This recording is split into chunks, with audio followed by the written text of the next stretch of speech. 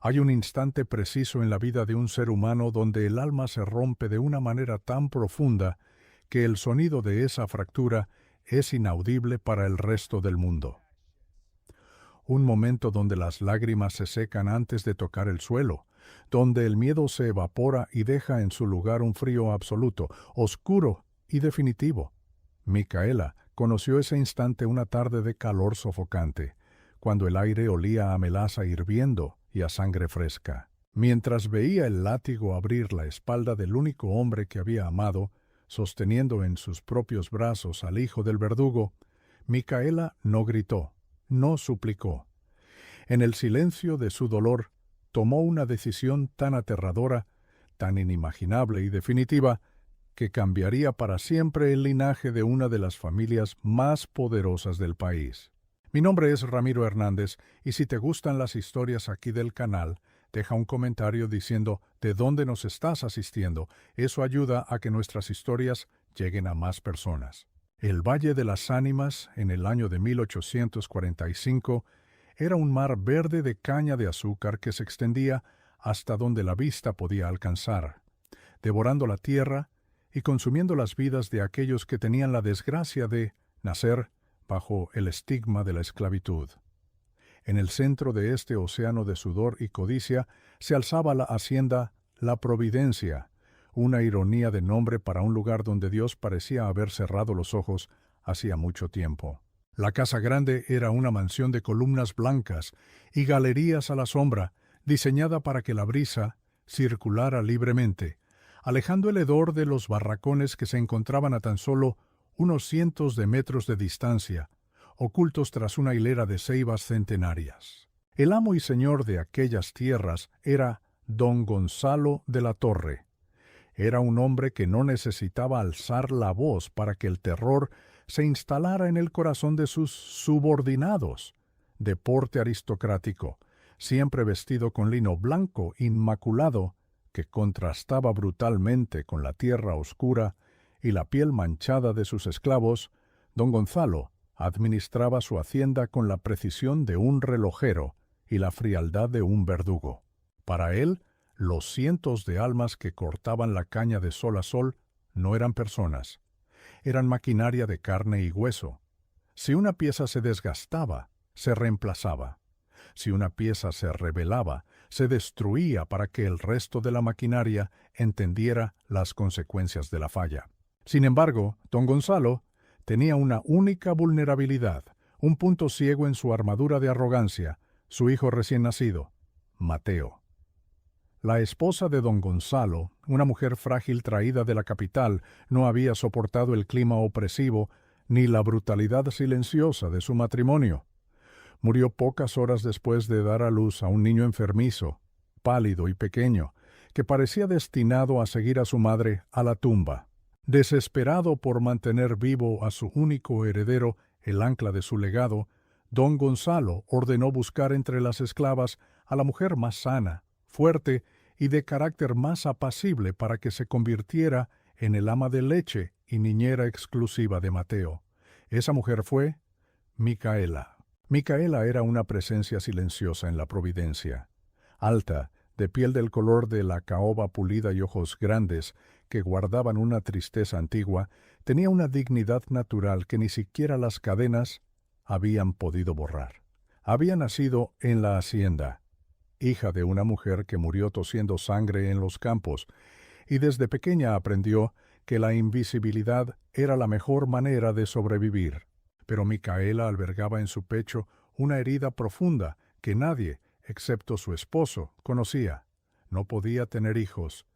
Había llorado en la oscuridad de su choza de paja mes tras mes, año tras año, sintiendo que su vientre era una tierra estéril.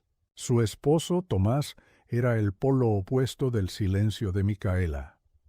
Tomás era un gigante, un hombre con hombros anchos como puertas y manos que podían arrancar una raíz de maguey de un solo tirón.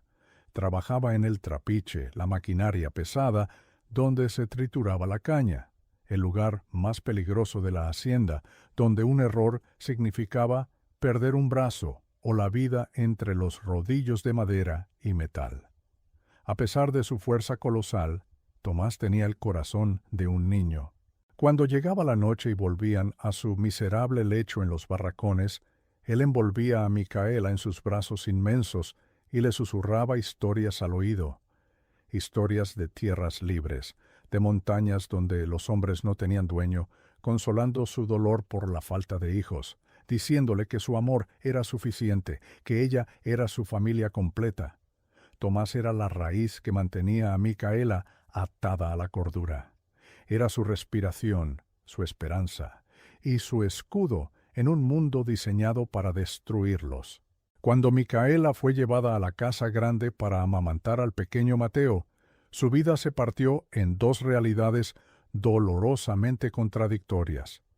De día, vivía entre sedas, cunas de caoba y el aroma a lavanda. Sostenía contra su pecho al hijo de su opresor, sintiendo cómo el pequeño cuerpo de Mateo, débil y tembloroso, se aferraba a ella buscando la vida que su propio cuerpo producía. La ironía era cruel y perfecta. La mujer esclava a la que se le había negado la maternidad derramaba ahora todo su amor reprimido, su leche y su cuidado sobre el niño blanco que algún día, por ley y herencia, sería dueño de ella y de su esposo. Y Micaela lo amó. No pudo evitarlo. Un bebé no tiene culpa de los pecados de su padre. Cuando Mateo la miraba con sus ojos claros, no veía a una esclava, veía a su madre. Las primeras palabras del niño, sus primeros pasos, sus sonrisas, fueron todas para Micaela. Don Gonzalo apenas veía a su hijo 1 hora al día, satisfecho con saber que estaba ganando peso y fuerza gracias al cuerpo de la negra, como él la llamaba con indiferencia clínica. Pero mientras Micaela criaba al heredero en una jaula de oro, Tomás seguía en el infierno. La distancia entre la casa grande y el trapiche era de apenas unos metros, pero representaba un abismo infranqueable. Micaela solo podía ver a su esposo a escondidas, en las raras noches en que a ella se le permitía salir al patio trasero, llevándole a escondidas un trozo de pan blanco o un pedazo de carne que sobraba de la mesa del patrón. En esos encuentros furtivos se abrazaban en la oscuridad, oliendo él a melaza fermentada y sudor, y ella a jabón fino y talco de bebé. Eran dos mundos chocando en un abrazo robado. La tragedia que desencadenaría la decisión inimaginable de Micaela comenzó en la época de la zafra, el periodo de mayor trabajo y mayor crueldad en la hacienda. Las cuotas de producción exigidas por don Gonzalo eran inhumanas. Para asegurarse de que se cumplieran, había contratado a un nuevo mayoral, un hombre llamado Eusebio, conocido en toda la región por su sadismo. Eusebio usaba un látigo trenzado con alambre de cobre en las puntas, no solo para castigar, sino por puro placer. Hacía 3 días que las lluvias habían retrasado el corte y Eusebio estaba frenético, repartiendo latigazos por cualquier motivo. Una tarde, el calor era tan denso que parecía plomo derritiéndose sobre las espaldas de los trabajadores. En el área del trapiche, un niño esclavo de apenas 10 años, encargado de recoger el bagazo, tropezó de puro agotamiento y cayó cerca de los pesados bueyes que movían la maquinaria. Eusebio, ciego de furia por el retraso de unos segundos, cabalgó hacia el niño. Levantó su látigo de cobre dispuesto a descargar toda su frustración sobre el cuerpo frágil del pequeño, que lloraba acurrucado en la tierra. El látigo bajó cortando el aire con un silbido agudo, pero nunca tocó al niño. Una mano inmensa, negra y callosa, atrapó la tira de cuero en pleno vuelo. Era Tomás. La fuerza del impacto le cortó la palma de la mano hasta el hueso, y la sangre comenzó a gotear sobre la tierra seca, pero el gigante no se inmutó. Con un tirón violento y silencioso, Tomás jaló el látigo. La fuerza fue tal que Eusebio, sorprendido, perdió el equilibrio y cayó de su caballo, aterrizando pesadamente sobre el polvo frente a decenas de esclavos que detuvieron su trabajo, petrificados por el terror. El silencio que siguió fue absoluto. Ni siquiera los bueyes se movían. Un esclavo había tocado a un hombre blanco. Un esclavo había derribado al mayoral. La sentencia por tal acto, escrita en las leyes no dichas pero absolutas de la esclavitud, era una sola, la muerte. Y no una muerte rápida, sino una ejecución pública y ejemplarizante para que a nadie más se le ocurriera siquiera levantar la mirada. Eusebio se levantó, escupiendo tierra y rojo de humillación. Sacó su pistola del cinto, dispuesto a volarle la cabeza a Tomás ahí mismo, pero la voz helada de don Gonzalo, que había estado observando desde el balcón de la casa grande, detuvo la ejecución sumaria. «Guarda el arma, Eusebio», resonó la voz del patrón, amplificada por la acústica del patio. «Un tiro es un desperdicio de pólvora y un castigo demasiado corto. Que lo aten al poste en el patio principal. Al atardecer, cuando todos hayan terminado su cuota, le darás 100 azotes. Y mañana, si sobrevive, será enviado a las canteras del sur a trabajar con cadenas hasta que se le pudran los huesos». Dentro de la casa, Micaela escuchó la sentencia desde la habitación del niño Mateo. Sostenía al pequeño en sus brazos, meciéndolo mecánicamente, mientras su mente se negaba a procesar lo que acababa de oír. Tomás. Su Tomás. 100 azotes con alambre de cobre era una sentencia de muerte disfrazada. Y las canteras del sur eran un infierno del que ningún esclavo regresaba vivo más allá de unos meses. El pánico, crudo y animal, se apoderó de ella. Por primera vez en su vida, Micaela rompió las reglas. Dejó al niño dormido en su cuna de seda, bajó las escaleras corriendo, cruzó el vestíbulo pulido y salió corriendo hacia el despacho de don Gonzalo. Ignoró los gritos del mayordomo que intentaba detenerla.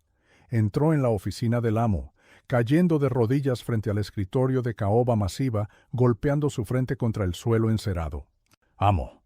«Don Gonzalo, por la Virgen Santa se lo suplico», lloraba Micaela con la voz quebrada, aferrándose a las botas del patrón. «Tomás es un buen hombre, es fuerte, trabaja por 3. No lo mate, amo, por favor. Yo le serviré gratis toda mi vida. No comeré, no dormiré. Criaré a su hijo con mi propia sangre si es necesario, pero perdone a mi esposo. Fue un accidente, amo. El niño iba a morir». Don Gonzalo no se movió, no retiró su bota de las manos de Micaela, ni la miró a los ojos. Continuó firmando un documento con una pluma de ave, con una tranquilidad que helaba la sangre. Solo cuando terminó de firmar y espolvoreó arena sobre la tinta para secarla, bajó la mirada hacia la mujer destrozada a sus pies. «Micaela», dijo con un tono casi pedagógico, carente de cualquier empatía humana, «eres una excelente ama de crianza. Mi hijo Mateo está sano gracias a ti. Por eso, te permitiré levantarte y volver a la habitación de mi heredero sin mandarte azotar por entrar aquí sin permiso». «Patrón, se lo ruego», gimió ella, sintiendo que el mundo se desmoronaba. «Escúchame bien, mujer». La voz de Gonzalo se endureció, fría como el filo de una navaja. «El orden es lo único que separa a esta hacienda del caos. Si perdono a un animal que se alza contra su mayoral, mañana tendré a 300 animales quemando mi casa. Tu esposo cometió un acto de rebelión, el castigo debe ser proporcional. Deberías agradecerme que no lo mando a la horca esta misma tarde. Ahora, levántate, lávate esa cara y vuelve con mi hijo. Y te prohíbo terminantemente que derrames una sola lágrima de tristeza frente a él. La melancolía echa a perder la leche, y mi hijo no beberá de una mujer amargada». Las palabras de don Gonzalo no fueron un rechazo. Fueron la confirmación absoluta de que, para él, Micaela no era un ser humano. Ella era simplemente un envase que producía alimento para su legado, y Tomás era una máquina defectuosa que debía ser desmantelada para dar el ejemplo. En ese preciso instante, mientras Micaela se levantaba lentamente del suelo, sintió que algo dentro de ella moría. Las lágrimas cesaron abruptamente. Una sequedad árida, un vacío aterrador, ocupó el lugar de la desesperación. Asintió en silencio, con la mirada vacía, y salió del despacho. El atardecer llegó pintando el cielo de un rojo violento, como si la misma naturaleza se preparara para la carnicería. Todos los esclavos de la hacienda, desde los ancianos hasta los niños, fueron obligados a formar un semicírculo en el patio central. En el medio, un poste de madera gruesa, oscuro por la sangre seca de castigos anteriores, esperaba a su nueva víctima. Tomás fue arrastrado hasta allí por 3 capataces. Le arrancaron la camisa de lino crudo. Su espalda ancha, surcada ya por algunas viejas cicatrices, quedó expuesta. Lo ataron con cuerdas gruesas por las muñecas, estirando sus brazos hacia arriba hasta que sus pies apenas tocaban el suelo. Tomás no opuso resistencia. Mantuvo la cabeza alta, mirando hacia la multitud de sus hermanos de cadenas, ofreciéndoles una mirada de dignidad inquebrantable. En la galería del segundo piso de la casa grande, don Gonzalo salió a observar. A su lado, obligada por el propio amo para aprender cuál era el lugar de su raza, estaba Micaela. Don Gonzalo le había ordenado que sostuviera a Mateo en brazos, para que el pequeño, aunque apenas un bebé, se acostumbrara a los sonidos del orden y la disciplina. Micaela estaba allí de pie, como una estatua de sal. Sostenía al bebé blanco, cálido y envuelto en mantas perfumadas, contra su propio corazón, mientras sus ojos estaban fijos en el hombre que amaba, atado en el polvo. Eusebio, el mayoral, se acercó a Tomás. Desenredó su látigo de cuero y cobre. Tomó distancia. «¡Uno!», gritó Eusebio, y el látigo cortó el aire. El sonido del primer impacto resonó en el patio como un disparo. La piel de la espalda de Tomás se abrió en una línea diagonal perfecta, gruesa y profunda. La sangre brotó inmediatamente. Tomás apretó los dientes con una fuerza sobrehumana. Un gemido sordo, casi animal, escapó de su garganta, pero no gritó. Micaela, desde el balcón, sintió el golpe en su propia carne. Un espasmo sacudió su cuerpo. El pequeño Mateo empezó a llorar, asustado por el sonido del látigo. Micaela lo meció mecánicamente, susurrándole al oído para calmarlo, mientras su mirada no se apartaba de la espalda de su esposo. Cubrió los ojitos del bebé con una mano temblorosa, protegiendo la inocencia del niño blanco, mientras su propio mundo era destrozado golpe a golpe. 10, contaba Eusebio, sudando por el esfuerzo. La espalda de Tomás ya no era una espalda. Era una masa informe de carne abierta y sangre que corría por sus pantalones hasta teñir el polvo a sus pies. Micaela dejó de sentir. Entró en un estado de disociación profunda. Contaba cada latigazo en su mente. 30, 40, 50. Con cada golpe que destruía la carne del hombre que la amaba, se destruía también la esclava sumisa que había habitado dentro de ella. Vio cómo la sangre de Tomás salpicaba la cara de Eusebio. Vio la sonrisa de satisfacción de don Gonzalo, que bebía un vaso de agua de limón a su lado. «Mi esposo muere ahí abajo para que él beba tranquilo aquí arriba», pensó Micaela. Miró al bebé que sostenía en sus brazos. Mateo dormitaba, arrullado por el calor del pecho de Micaela, ajeno a la atrocidad. Micaela sintió el peso del niño, sintió el olor a herencia, a riqueza, a futuro intocable. Ese bebé crecería. Se le enseñaría a montar, a dar órdenes, a creer que su sangre era superior. Ese bebé, a quien ella estaba dando su propia vida a través de su leche, un día ordenaría atar a los hijos de otros esclavos a ese mismo poste. La ejecución del castigo duró 1 hora eterna. Al llegar a los 80 latigazos, Tomás perdió el conocimiento. Su cabeza cayó pesadamente sobre su pecho. Don Gonzalo levantó una mano, deteniendo a Eusebio. «Suficiente por hoy», dijo el amo. «Que pase la noche atado al poste para que los demás vean lo que es la insolencia. Mañana a primera hora, metan lo que queda de él en una carreta y mándenlo a la cantera». El patio se dispersó en un silencio sepulcral, cargado de miedo y rabia impotente. Don Gonzalo se giró hacia Micaela, que seguía de pie, inexpresiva, como si estuviera tallada en madera oscura. «Lleva al niño a su cuna, y que no se te ocurra bajar al patio esta noche. Si te veo cerca de ese poste, haré que te abran la espalda a ti también». «Sí, amo», fue lo único que dijo Micaela. Su voz no tembló. Era una voz plana, muerta. Llevó a Mateo a su habitación. Lo acostó en la cuna forrada de encajes.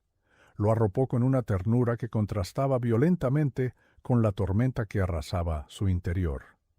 Se quedó mirándolo durante largos minutos, escuchando la respiración suave y acompasada del heredero de la Providencia. Esa noche, la oscuridad cayó sobre la hacienda como una manta pesada. No había luna. El aire seguía siendo caliente y pegajoso.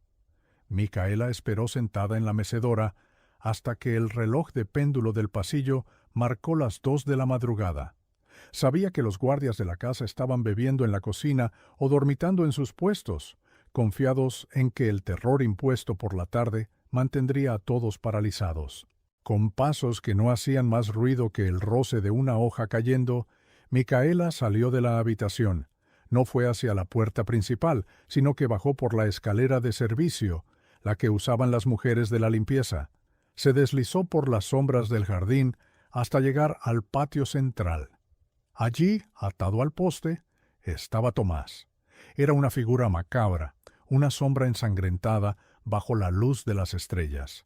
Micaela se acercó.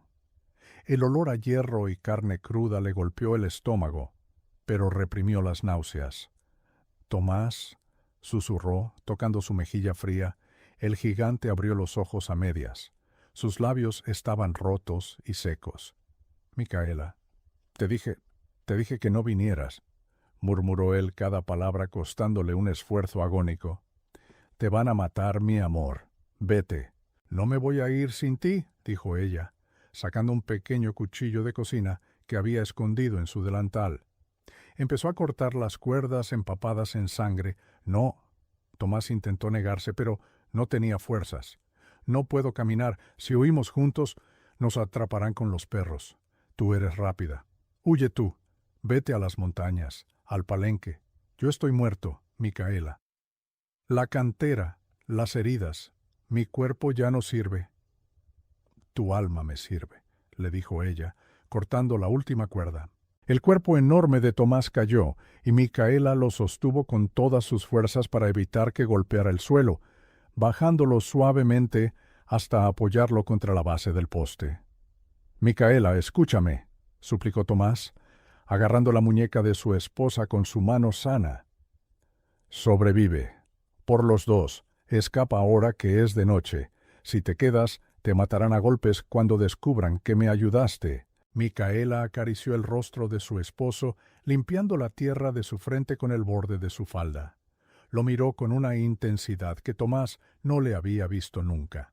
No era la mirada de una mujer que se despide, ni la de una mujer que huye por miedo. Era la mirada de un ángel exterminador. «No vamos a huir como perros, Tomás», dijo Micaela. Su voz era un susurro de acero en la oscuridad. «Vamos a salir de aquí esta noche, los dos, y no nos van a buscar». Tomás, confundido por el dolor y la fiebre que ya empezaba a subir, la miró sin entender. «¿Cómo? Gonzalo soltará a los perros, moverá cielo y tierra». «No si le quito lo único por lo que vale la pena mover el mundo», respondió Micaela.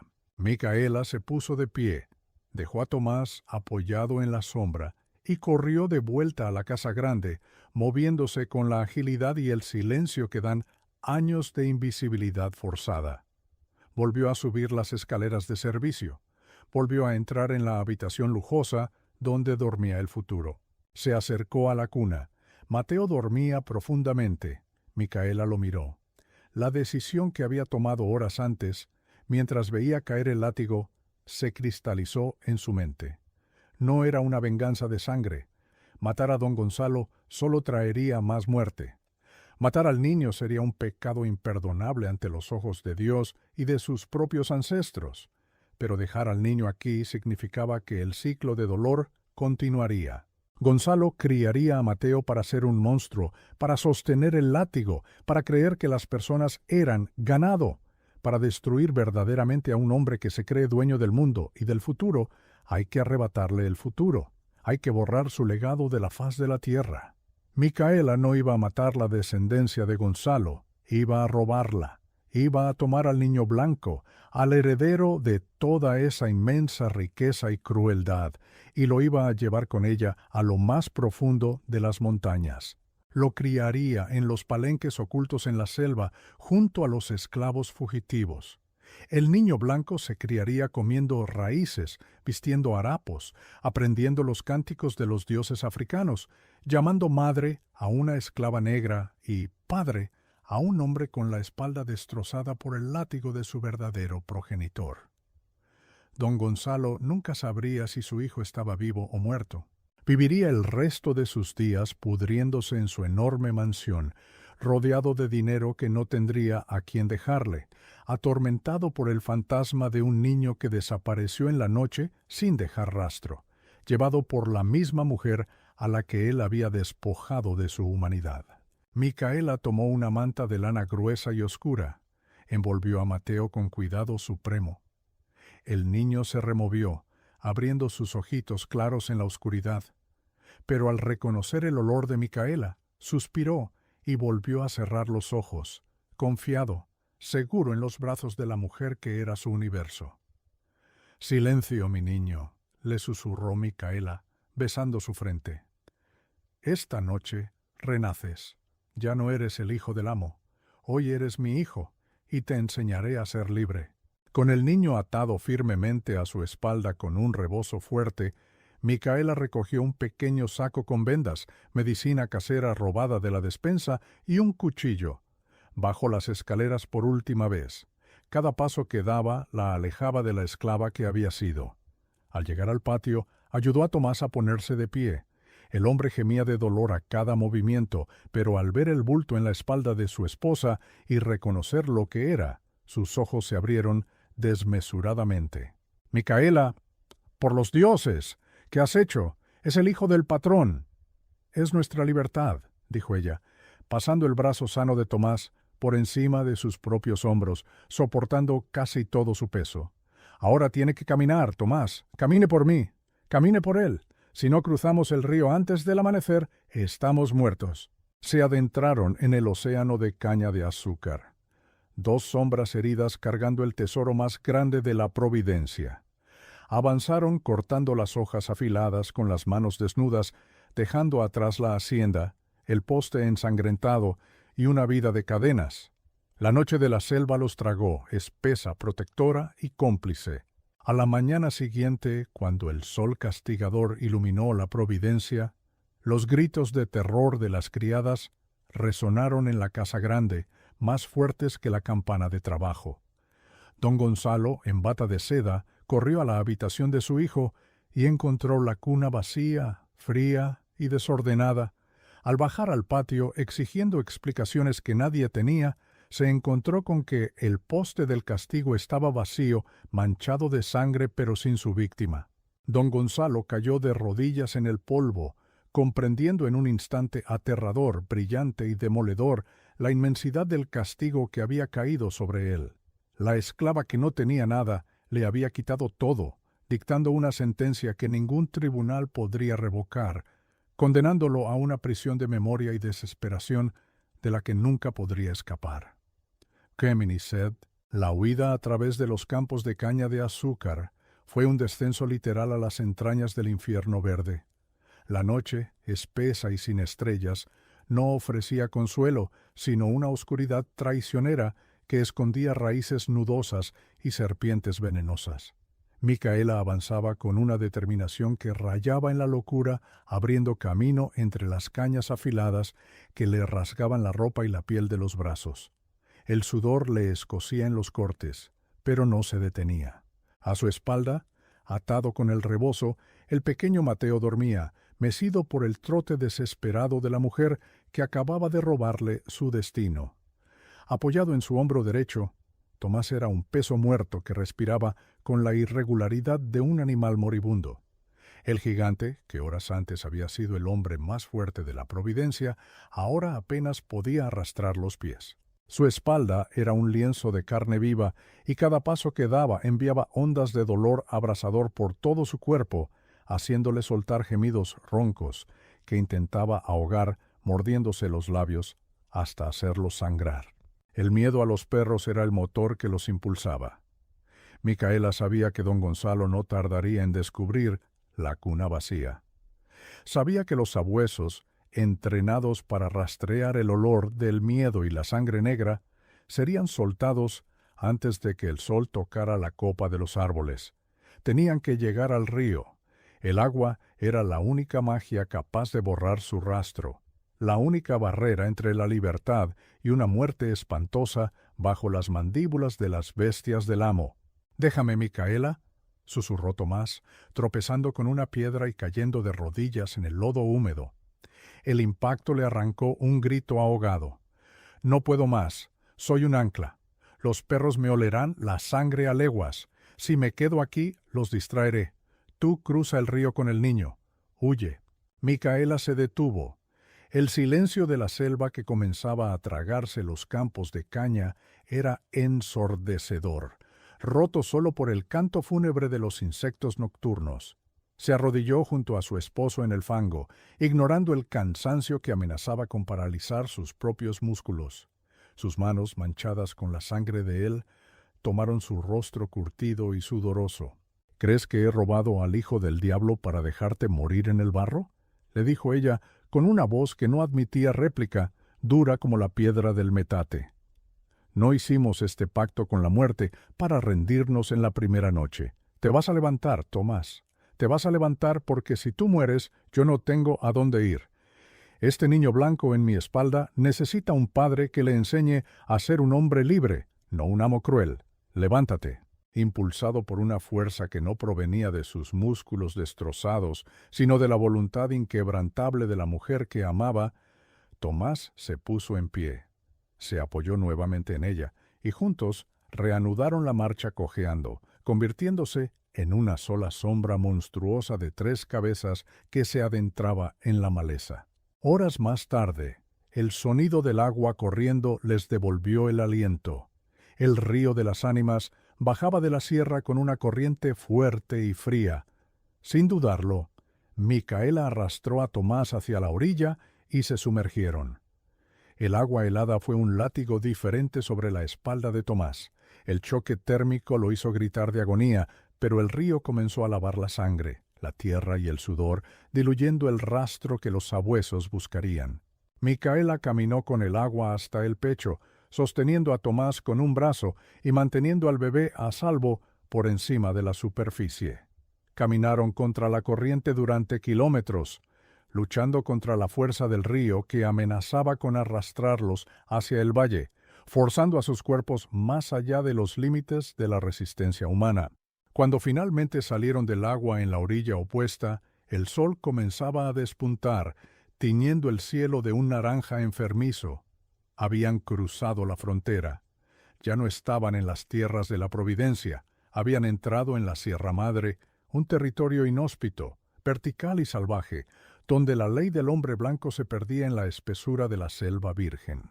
Encontraron refugio en una cueva natural oculta detrás de una cascada menor, un lugar húmedo pero seguro. Allí, la verdadera batalla de Micaela comenzó. La fiebre se apoderó de Tomás. Las heridas de su espalda, infectadas por el polvo, el sudor y la humedad del río, comenzaron a supurar. El gigante deliraba, reviviendo en su mente los azotes, gritando el nombre de Eusebio, pidiendo perdón a dioses olvidados. Micaela no durmió durante 3 días y 3 noches. Dejó al bebé acomodado en un lecho de hojas secas, alimentándolo con su pecho cada vez que lloraba, y dedicó el resto de su energía a mantener a su esposo con vida. Salió a la selva circundante, guiada por los conocimientos ancestrales que su madre le había susurrado en los barracones. Encontró hojas de guayabo para hervir y lavar las heridas. Recolectó telarañas densas para ayudar a coagular la sangre, y masticó raíces amargas para hacer emplastos que colocó sobre la carne abierta de Tomás. Cantó canciones en lenguas que apenas recordaba, canciones de sanación que cruzaron el mar en barcos de esclavos. Su cuerpo se consumía por el cansancio y el hambre, pero su espíritu se alimentaba del fuego de su propia rebelión. Mientras tanto, el pequeño Mateo se adaptaba a su nueva realidad con la resiliencia asombrosa de los recién nacidos. Ya no dormía en sábanas de lino, sino sobre la tierra fría. Ya no escuchaba los arrullos de las criadas de la casa grande, sino los gemidos de dolor de un esclavo moribundo y el rugido de la cascada. Se alimentaba de la leche de Micaela, una leche ahora cargada de adrenalina, miedo y una fuerza salvaje. En la oscuridad de esa cueva, el niño blanco dejó de ser el heredero de los de la torre. Allí, amamantado con el sudor y la desesperación de una mujer negra, renació. Micaela lo miraba mientras mamaba, trazando con su dedo manchado de tierra el contorno de su rostro pálido. Decidió que ya no se llamaría Mateo, ese nombre pertenecía al mundo de los látigos y las cadenas. Lo llamó Simar por los cimarrones, los hombres y mujeres que preferían la selva a la esclavitud. Al cuarto día la fiebre de Tomás rompió. Abrió los ojos, hundidos y rodeados de sombras oscuras, y vio a Micaela moliendo raíces con una piedra. Ella se acercó, le dio a beber agua fresca de un cuenco de madera tallada a mano, y él sonrió débilmente. Había sobrevivido.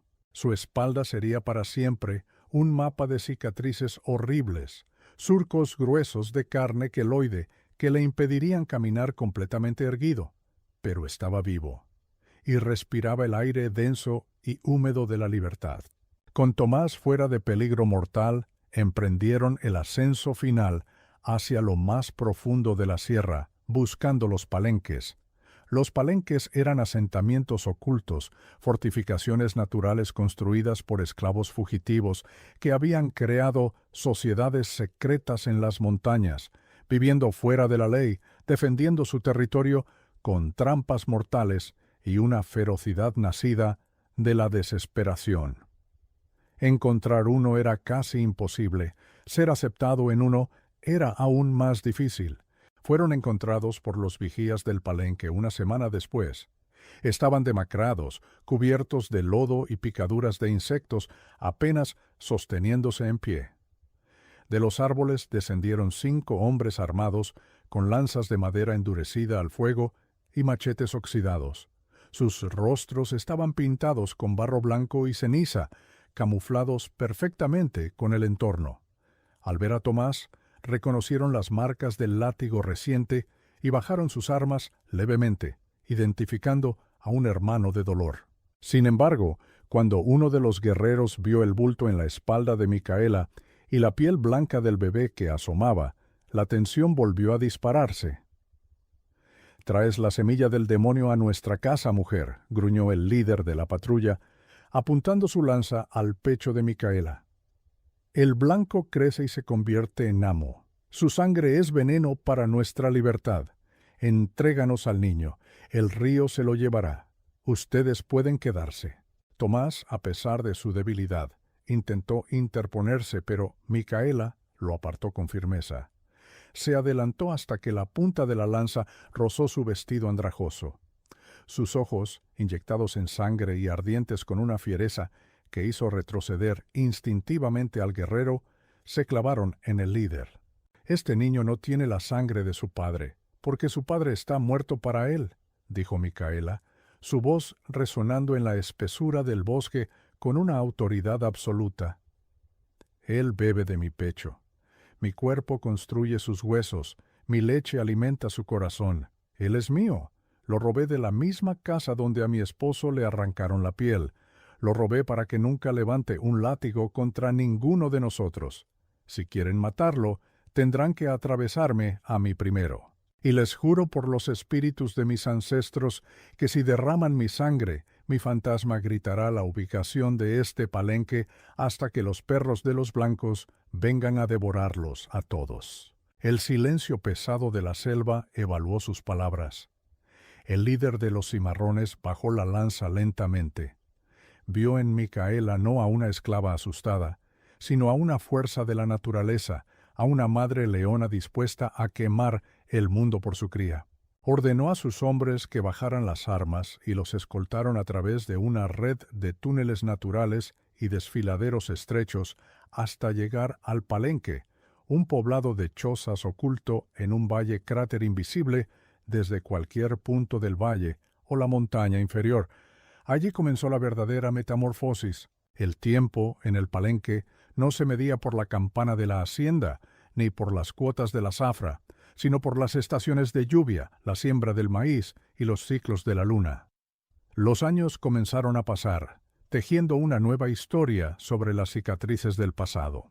Micaela se convirtió en una de las mujeres más respetadas de la comunidad secreta. Su conocimiento sobre las hierbas medicinales que había perfeccionado, salvando a Tomás, la elevó al rango de curandera y consejera del Consejo de Ancianos. Tomás, aunque incapaz de realizar trabajos de carga extrema debido a su espalda destrozada, encontró un nuevo propósito. Se convirtió en el forjador del Palenque, el hombre que derretía las herramientas robadas a las haciendas para convertirlas en puntas de flecha, lanzas y machetes para la defensa de su nuevo hogar. Y Simar creció. El niño que nació para ser don Mateo de la Torre, heredero de inmensas fortunas, se transformó en un hijo de la selva. A los 10 años, su piel pálida se había curtido bajo el sol inclemente de las montañas, adquiriendo un tono dorado y pecoso. Caminaba descalzo sobre las rocas afiladas sin pestañear. Hablaba el dialecto criollo que mezclaba español con palabras de las lenguas africanas occidentales y participaba en las ceremonias nocturnas alrededor del fuego tocando los tambores con un ritmo que le brotaba del alma, no de la herencia. Para Simar, Micaela era su madre absoluta, la veneraba con una devoción casi religiosa. Ella le enseñó a respetar la tierra, a pedir permiso a los árboles antes de cortar sus ramas y a reconocer que el verdadero valor de un hombre no residía en lo que poseía, sino en lo que estaba dispuesto a defender. Y Tomás era su héroe. Simar creció fascinado por la inmensa figura de su padre adoptivo, por sus silencios cálidos y por la fuerza de sus brazos. A menudo, cuando Tomás trabajaba en la fragua improvisada, sin camisa por el calor del fuego, Simar observaba el relieve monstruoso de las cicatrices en su espalda. Una tarde, cuando Simar tenía 15 años, se atrevió a pasar sus dedos jóvenes sobre las gruesas líneas de carne muerta en la espalda de Tomás. «Padre», preguntó el muchacho con la voz quebrándose en la transición hacia la adultez. «Las historias dicen que los demonios blancos te hicieron esto. Dicen que tienen el corazón de hielo y que disfrutan el olor de nuestra sangre. ¿Es verdad? ¿Son monstruos?» Tomás dejó el martillo sobre el yunque de piedra. Miró a su hijo, ese muchacho de ojos claros y cabello castaño claro, pero con el alma forjada en el Palenque. Tomás sonrió con tristeza y le puso una mano pesada sobre el hombro. «No son monstruos, Simar. Y eso es lo peor de todo. Son hombres, hombres de carne y hueso, igual que nosotros. Pero el poder y la avaricia son una enfermedad que pudre el alma. Cuando un hombre cree que puede comprar a otro hombre, deja de ver la humanidad en los demás y, sin darse cuenta, pierde la suya propia. Las cicatrices de mi espalda sanaron hace mucho tiempo, hijo mío. Pero la herida en el alma del hombre que ordenó esto, esa herida, está supurando y lo consumirá hasta el último de sus días». Tomás tenía razón. Abajo en el Valle de las Ánimas, el tiempo había sido un escultor cruel para don Gonzalo de la Torre. La desaparición de su hijo y la fuga simultánea de Micaela y Tomás no fueron asimiladas como una tragedia, sino como un insulto cósmico, una violación a las leyes naturales de su universo. Los primeros años, Gonzalo gastó fortunas incalculables contratando a los peores rancheadores del país, mercenarios especializados en la caza de esclavos fugitivos. Cientos de perros sabuesos rastrearon las selvas. Se incendiaron bosques enteros buscando palenques. Se torturó a docenas de esclavos en la Providencia intentando extraer una confesión sobre el paradero del niño. Todo fue inútil. El río había borrado el rastro y la montaña había cerrado sus puertas.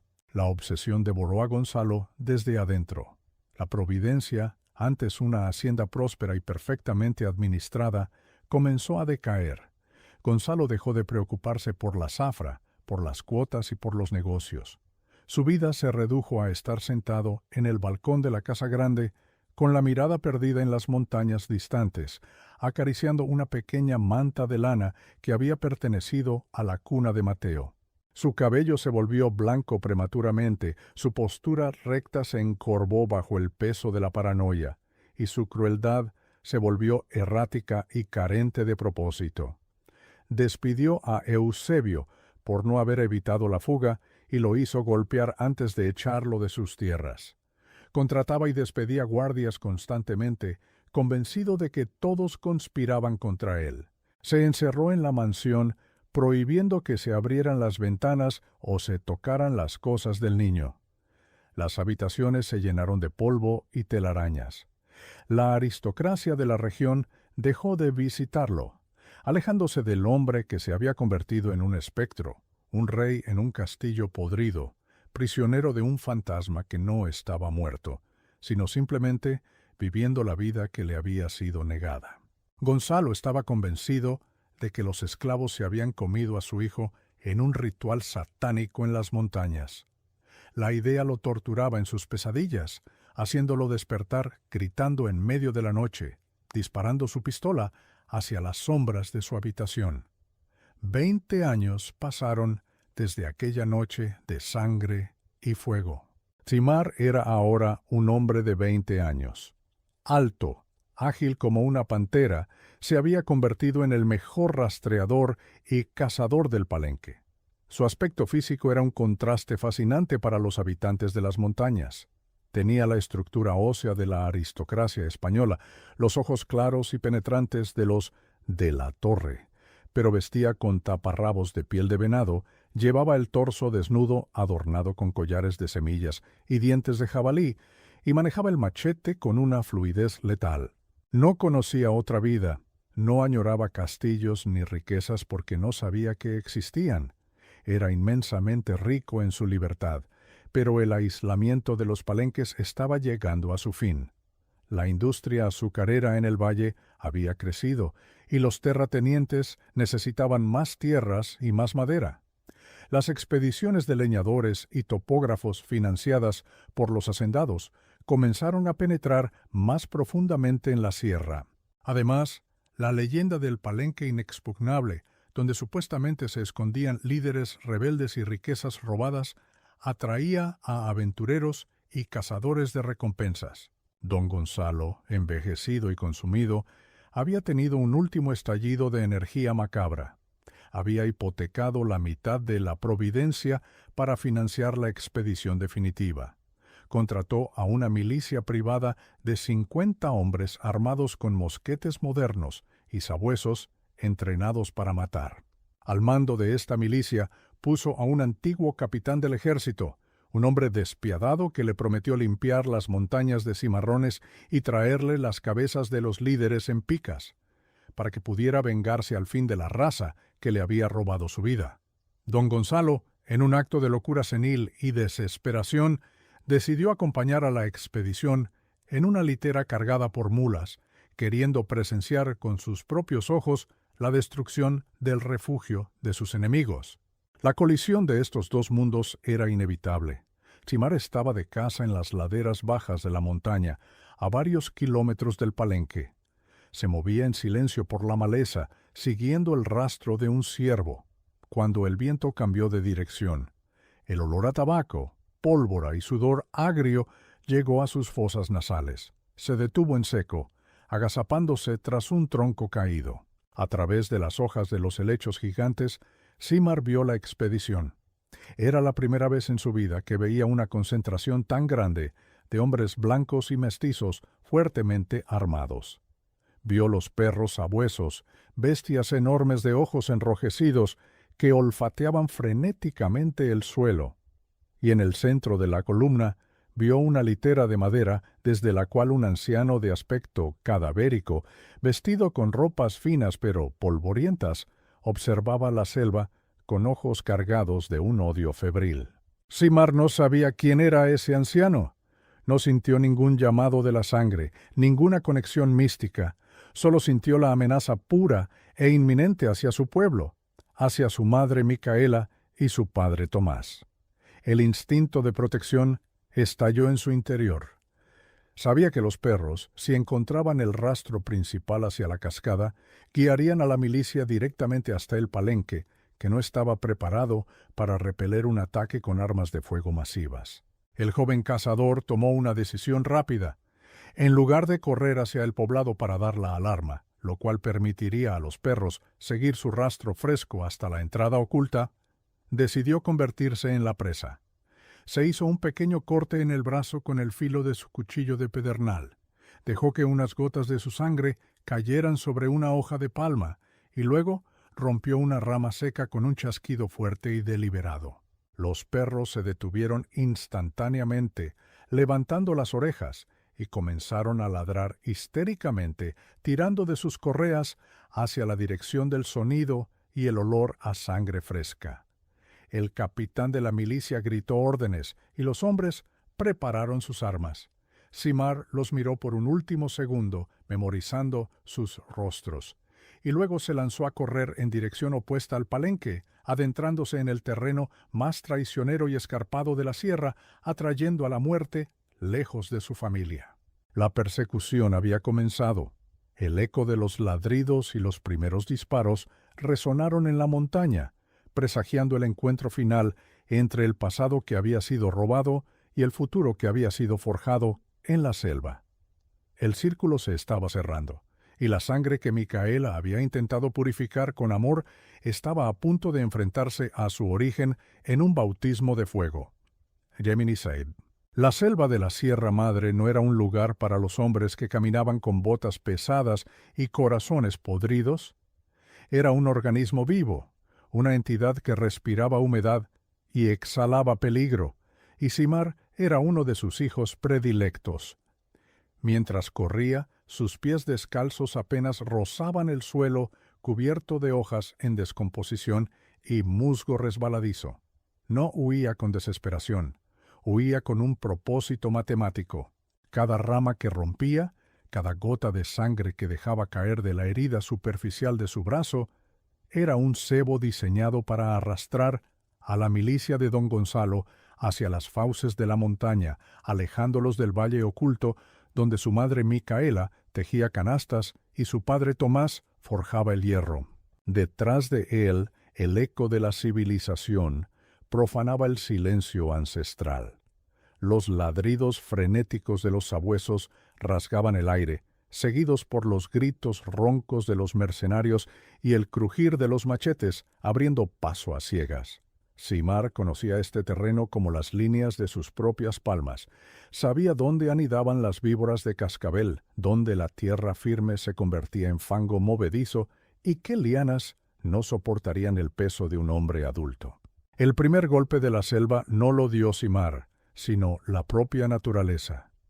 La columna de milicianos, obligada a mantener un ritmo infernal por las exigencias de un don Gonzalo, consumido por el odio desde su litera, comenzó a desmoronarse. Dos de los sabuesos más grandes, que iban en la vanguardia tirando de sus correas, pasaron por encima de un nido de serpientes nauyacas que Simar había perturbado deliberadamente lanzando una piedra minutos antes.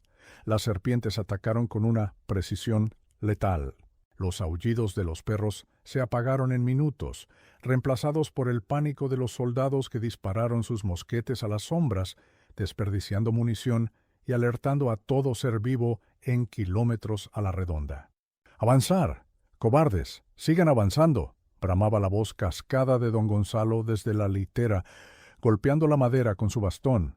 Su rostro estaba demacrado, los ojos hundidos en cuencas oscuras, febriles y brillantes de locura. El rastro de sangre sigue ahí. Quiero a ese salvaje muerto.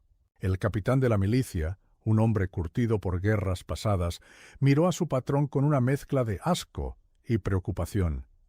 Sus hombres estaban exhaustos. Las armaduras de cuero hervido los asaban vivos bajo la humedad aplastante.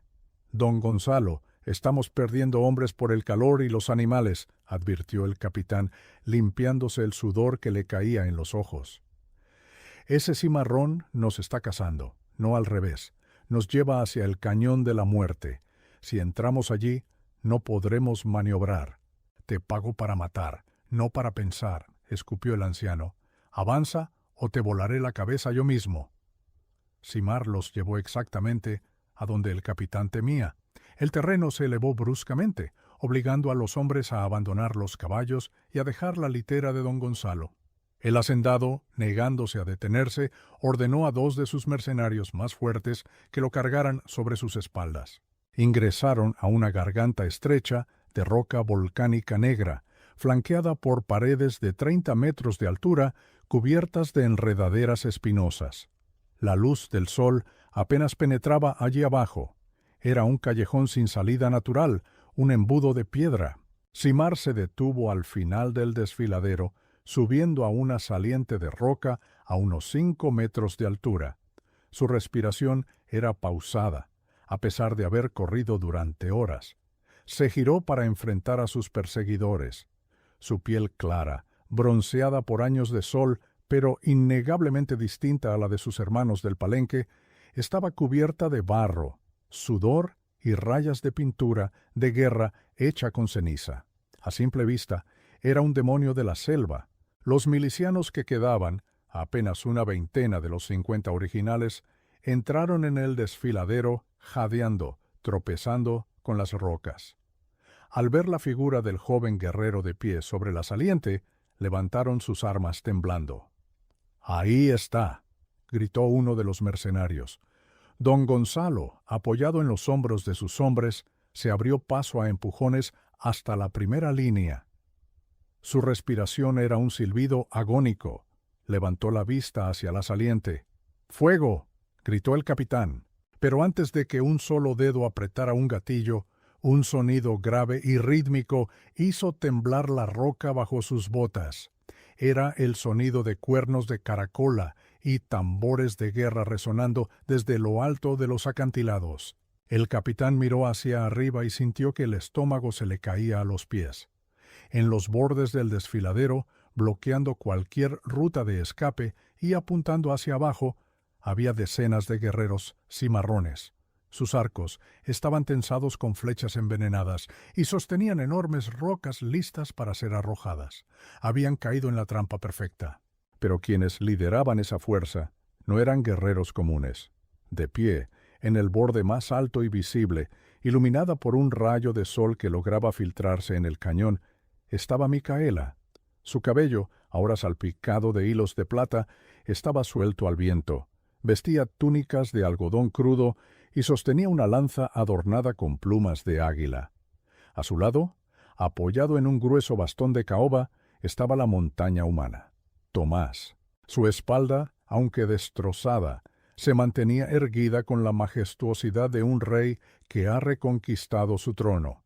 No habían dejado a su hijo solo. Habían seguido a Simar, movilizando a los mejores cazadores del Palenque para protegerlo. Simar bajó de su saliente con la agilidad de un felino, aterrizando a pocos metros de donde se encontraba don Gonzalo y su reducida escolta. Los mercenarios, aterrorizados al verse rodeados y apuntados desde la altura, bajaron los mosquetes. Sabían que, si disparaban una sola vez, la lluvia de flechas y rocas los masacraría en segundos. «Maten a ese animal», gritaba don Gonzalo, ciego ante la realidad, golpeando al mercenario más cercano con su bastón. «¡Fuego, cobardes!». Nadie se movió. El capitán soltó su arma y levantó las manos. «Se acabó, don Gonzalo. Estamos muertos si levantamos un dedo». Simar avanzó lentamente hacia el anciano. El barro seco en su rostro se había resquebrajado, dejando ver sus facciones con mayor claridad. Se detuvo a 2 metros del hombre que alguna vez fue el amo absoluto del Valle de las Ánimas. Gonzalo, temblando de ira y agotamiento, fijó sus ojos en el joven salvaje que había destruido a su ejército personal. Pero entonces, algo en la mente fracturada del hacendado hizo cortocircuito. Miró los ojos de Simar. Eran ojos de un azul grisáceo, fríos y penetrantes, enmarcados por cejas gruesas y oscuras. Miró la línea de su mandíbula, la forma de su nariz. Gonzalo sintió un vértigo brutal. Esa no era la cara de un esclavo. Esa era la cara que lo miraba desde los retratos de sus antepasados en los pasillos de la casa grande. Era su propia cara, cincelada por la juventud, pero salvaje, libre y fiera. Y colgando del cuello del muchacho, sujeto por un cordón de cuero áspero, había un pequeño trozo de tela desteñida, una tela de lana fina que desentonaba por completo con el taparrabos y los collares de semillas. Era el trozo de la manta en la que Micaela había envuelto al bebé 20 años atrás. El bastón cayó de las manos de Gonzalo, resonando contra las piedras. Sus piernas cedieron y cayó de rodillas en el polvo del desfiladero. No era una reverencia, era el colapso de toda una vida construida sobre mentiras y crueldad. ¿Quién? ¿Quién eres tú?, susurró el anciano, con la voz quebrada, extendiendo una mano temblorosa hacia el joven. Simar lo miró con una calma que helaba la sangre. Hablaba perfectamente español, aunque con el acento cantado y grave de los palenques. «Soy el hijo de la selva», respondió Simar, su voz resonando en las paredes de piedra. «Soy el hijo del hombre cuya espalda tú destrozaste con alambre de cobre, y soy el hijo de la mujer a la que le robaste la vida para que yo pudiera mamar de su pecho». Gonzalo soltó un sollozo seco, un sonido agónico que parecía arrancar pedazos de su garganta. «Mateo», murmuró el anciano, arrastrándose un paso hacia adelante. «Eres Mateo, mi hijo, mi sangre, te comieron la mente. Esa bruja negra te robó de tu cuna, te robó tu herencia, tu apellido. Mírate, mírate, eres un noble, eres un de la torre, y vives como un animal». Desde las alturas, la voz de Micaela descendió como un trueno, cargada con la autoridad de una matriarca absoluta. «No te atrevas a llamarlo animal, Gonzalo de la Torre». Gonzalo levantó la vista, entrecerrando los ojos contra la luz. Allí, en lo alto del cañón, reconoció a la esclava que no había visto en 2 décadas. Reconoció a Micaela, radiante, poderosa, intocable, y a su lado, al gigante Tomás, el hombre que él había condenado a morir atado a un poste. «Bruja», gritó Gonzalo, escupiendo sangre por el esfuerzo, «me robaste mi futuro, me dejaste sin nada, deberías haber muerto bajo el látigo». Micaela no mostró enojo, solo una lástima infinita y cortante. «Tú mismo te robaste tu futuro el día que decidiste que podías tratar la vida humana como basura. Yo no te quité un hijo, Gonzalo, yo salvé a un niño. Lo salvé de convertirse en el monstruo que tú eres. Tú solo pusiste la semilla en un vientre que no amaste. Yo le di mi leche, mi sudor y mi alma. Tomás le enseñó a ser fuerte sin tener que humillar a los débiles. Míralo bien». Gonzalo volvió la mirada hacia Simar. Lloraba abiertamente, las lágrimas limpiando surcos en su rostro sucio. «Mateo», suplicó, «vuelve conmigo, te daré todo. Las tierras, el oro, los caballos, cientos de esclavos a tu mando. Eres mi heredero, tú no perteneces a esta suciedad. Eres un hombre blanco, eres mi hijo». Simar no se movió. Su rostro era una máscara inescrutable. Miró al anciano destrozado a sus pies, un hombre que representaba toda la podredumbre del mundo que Micaela le había descrito en las historias nocturnas. Luego miró hacia arriba, hacia Micaela y Tomás, sus verdaderos padres, las personas que habían sangrado y sufrido para que él pudiera respirar el aire de las montañas. «Tú no tienes nada que yo quiera, anciano», dijo Simar. Su rechazo fue absoluto, definitivo, cortando cualquier lazo invisible de sangre. «El oro no compra el respeto de la tierra, los esclavos no te hacen fuerte, solo te hacen débil, porque dependes del miedo para que no te degüellen en sueños. Mi nombre no es Mateo, mi nombre es Simar. El hombre que está arriba es mi padre, y la mujer a su lado es la dueña de mi corazón y de mi vida. Tú no eres nadie. Solo un fantasma que se perdió en la selva. El golpe final no fue físico, pero destruyó a don Gonzalo de la Torre más rápido que cualquier bala. La verdad se asentó en su mente resquebrajada. Su linaje vivía, sí, pero lo despreciaba. Su sangre continuaba, pero se había mezclado con la cultura, la fuerza y la rebelión de aquellos a quienes él consideraba menos que humanos. Su victoria genética era su derrota espiritual más absoluta. Gonzalo dejó caer la cabeza sobre el polvo, emitiendo un sonido agudo e histérico, riendo y llorando al mismo tiempo. Su mente, incapaz de procesar el rechazo absoluto de su propia carne y sangre en favor de sus antiguos esclavos, finalmente se partió. La cordura lo abandonó en el fondo de ese cañón de roca negra. Simar se giró hacia el capitán de la milicia, quien seguía con las manos en alto, esperando la orden de ejecución. «Llévense a este hombre viejo», ordenó Simar, señalando al balbuceante Gonzalo con la punta de su machete. «Recojan sus armas y caminen hacia el valle. No miren atrás.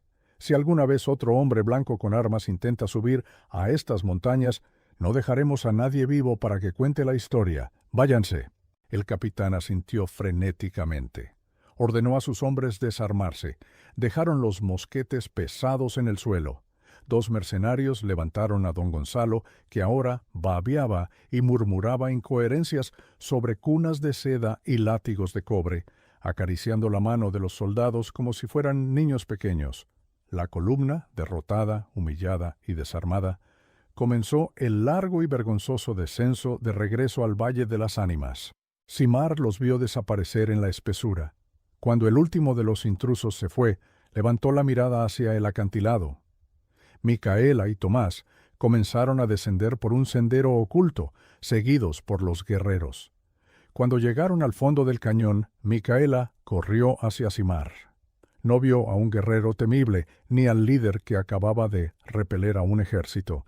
Vio a su bebé, al niño que había sacado en la oscuridad de una hacienda maldita. Se abrazaron con una fuerza que desafiaba al tiempo. Tomás los envolvió a ambos en sus brazos inmensos, apoyando su barbilla en la cabeza de Simar. En ese abrazo no había blancos ni negros, no había esclavos ni amos. Había una familia forjada en el fuego más ardiente, purificada por el amor más puro. Don Gonzalo de la Torre vivió 10 años más después de aquella expedición. Pero no vivió como un hombre. Lo encerraron en una habitación de la Casa Grande de la Providencia. Pasaba sus días acunando una almohada, cantando canciones de cuna desafinadas, esperando a que su hijo regresara de montar a caballo. La hacienda fue administrada por parientes lejanos que la llevaron a la quiebra poco después de la abolición de la esclavitud. La mansión, antes un símbolo de poder absoluto, se pudrió, sus columnas blancas devoradas por la selva y el olvido. Mientras tanto, en lo alto de la Sierra Madre, ocultos entre las nubes y las cascadas, el palenque prosperó. Micaela envejeció con dignidad, siendo reverenciada como la Madre Libre hasta el día de su muerte. Tomás la siguió poco después, durmiendo para siempre bajo la sombra de una gran ceiba, libre de dolor. Y Simar, el niño blanco con alma negra, se convirtió en el líder indiscutible de las montañas, protegiendo el legado de sus padres, asegurándose de que la historia de la esclava, que tomó una decisión inimaginable para salvar el alma de su opresor, se contara alrededor del fuego, de generación en generación, hasta el fin de los tiempos. La historia de Micaela, Tomás y Simar es un recordatorio abrumador de que las cadenas más pesadas no son las de hierro, sino las del odio y la ignorancia. Don Gonzalo poseía el mundo, pero su incapacidad para ver la humanidad en otros lo dejó en la más absoluta de las miserias, la locura y el aislamiento. Micaela, desde la posición más vulnerable que puede tener un ser humano, esclava y mujer, ejerció el poder más transformador de todos, rompió el ciclo de la violencia, no respondió a la sangre con más sangre, sino que arrebató el futuro de las manos de la tiranía para sembrarlo en la tierra fértil de la libertad y el amor incondicional. La familia no la define el color de la piel ni el origen de la sangre, sino la decisión diaria de cuidarnos, respetarnos y elevarnos mutuamente por encima de nuestras circunstancias. Muchas gracias por acompañarnos hasta el final de esta intensa saga. Espero que esta historia haya tocado sus corazones tanto como tocó el mío al compartirla. Si aún no están suscritos al canal, les pido amablemente que se inscriban y activen la campana para no perderse nuestras próximas narraciones. Además,